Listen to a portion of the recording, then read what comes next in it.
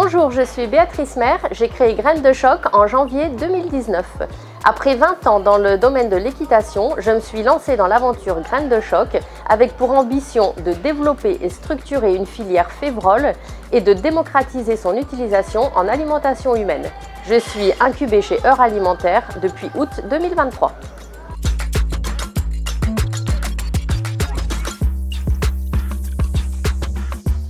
Alors la févrole est une légumineuse cultivée en France depuis l'âge du fer. Son principal débouché aujourd'hui est l'alimentation animale. Elle a pourtant de nombreux atouts en alimentation humaine. Graines de Choc a développé un procédé innovant qui nous permet d'extraire des protéines de févrole ayant des fonctionnalités similaires à celles du blanc d'œuf.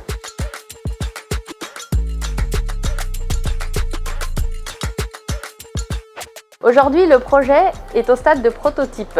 La première étape de cette année 2025 sera l'échantillonnage à grande échelle afin de fournir cette protéine aux nombreux industriels et ingrédientistes ayant manifesté leur intérêt pour ce type de produit. Cette année permettra également d'identifier les potentiels fabricants pour préparer une industrialisation. Et parallèlement, Graines de Choc est en train de construire un collectif qui regroupe des coopératives, des producteurs, une usine afin de stocker, collecter, décortiquer et commercialiser une févrole alimentaire aux industriels.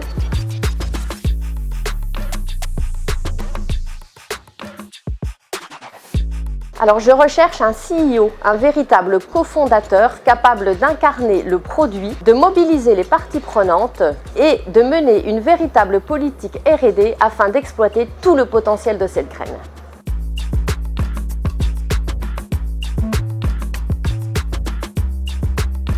Alors, je continuerai le travail sur la R&D jusqu'à l'industrialisation du projet sur le volet technologique. Mon associé, quant à lui, sera chargé de mener étape par étape la montée en puissance de l'entreprise et d'assurer la gestion administrative et financière du projet.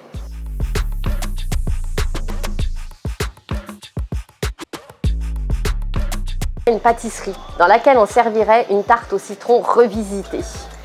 La meringue légère serait fabriquée avec notre protéine de févrole. Elle surplomberait une crème au citron qui utiliserait également la févrole pour obtenir une émulsion soyeuse sans utiliser d'œuf. Sa pâte sablée, enrichie en fibres et en protéines grâce au drèche généré par notre procédé, lui confère une texture unique et gourmande. Un dessert qui allie tradition et innovation pour un moment de gourmandise aussi responsable que succulent.